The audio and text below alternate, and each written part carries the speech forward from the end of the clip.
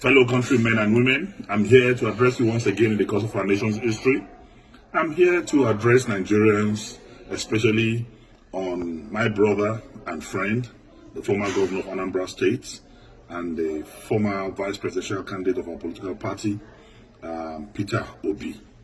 Peter Obi is one of the finest Nigerians who is intellectually mobile and administratively sagacious. He's a great Nigerian, and by the grace of God, he has the potential of being a great president in the nearest future. I celebrate you, Peter Obi, and I celebrate your movement for a new Nigeria. I celebrate your conscientization of the Nigerian youth and public on governance and building a new Nigeria. But I want to advise that your time is not now, because you will have to wait for your time. I've listened to your postulations, I've listened to your arguments, I've listened to your deliveries, I've listened to your campaigns, and I can say that 90% of your campaign is dwelling on reducing the cost of governance. I mean, most of your campaigns is around cutting the cost of governance.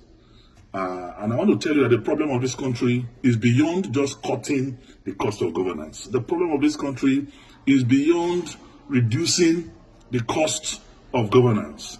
I'm not saying that is deceptive, I'm not saying it's pretentious, but I'm telling you that it is less than 1% of our national problem. Beyond cutting the cost of governance, and I want to say that cutting the cost of governance, you don't need to be a president to cut the cost of governance. If you have a very effective Minister of Finance, you have a very effective Minister of Budget and Planning, you have a very effective CBN governor, you can cut governance. You have a very effective chairman of the economic team. You can cut governance with the cooperation of a president. But I want to say that that is not our major problem today in this country. What we need today in Nigeria is to unify this country. Nigeria has never been this divided in our national history. Not even during the Civil War are we this divided.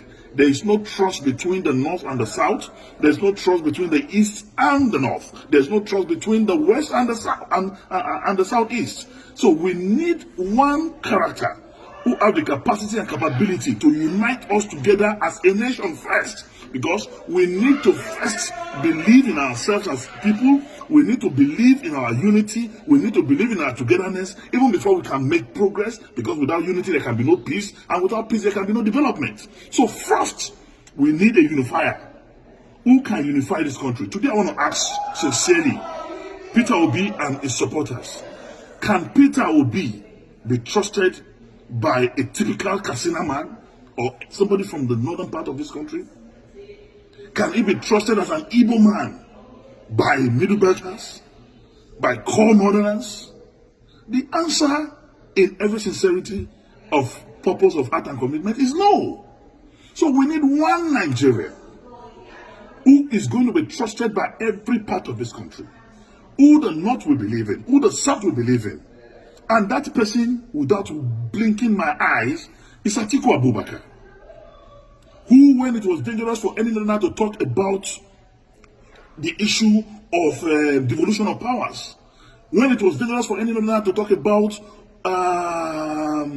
the issue of restructuring, he did, with every boldness in him. Today, Atiku Abubakar married a Yoruba man, have Yoruba sons. Atiku Abubakar married Igbo woman, he has Igbo children. Atiku Abubakar married Hausa woman, he has Hausa children. Married a Fulani woman, he has Fulani children. He's a pan-Nigerian, he's a true African Nigerian man. Only him, among those who are candidates of presidential, who are candidates of any political party today, seeking for the presidency of this country, have the capacity and potential to bring us together as a nation. So I want to say, it is time for us to think. I encourage the crusade, the movement started by Peter Obi to continue. Move from campus to campus, move from community to community, move from one progressive group and organization from this country to another, to campaign for the new Nigeria that is to come, and be part of the movement of Atiku Abubakar to rebuild, to restructure, to reorganize, and reboot Nigeria as a country. We must speak the truth, and the truth is the truth. You are a great Nigerian. I salute your political and intellectual sagacity. You are one Nigerian that I know. Tomorrow, there's a space for you. But for today, let us forget the social media drama. Let us forget the diaspora euphoria. The truth of the matter is we need a unifier. We need one Nigerian that can solve the problem of insecurity in this country. We need a Nigerian that will have intel from every security facet of our national life. We need a Nigerian that will get intel from Cameroon, from Chad, from Mali, from Benin.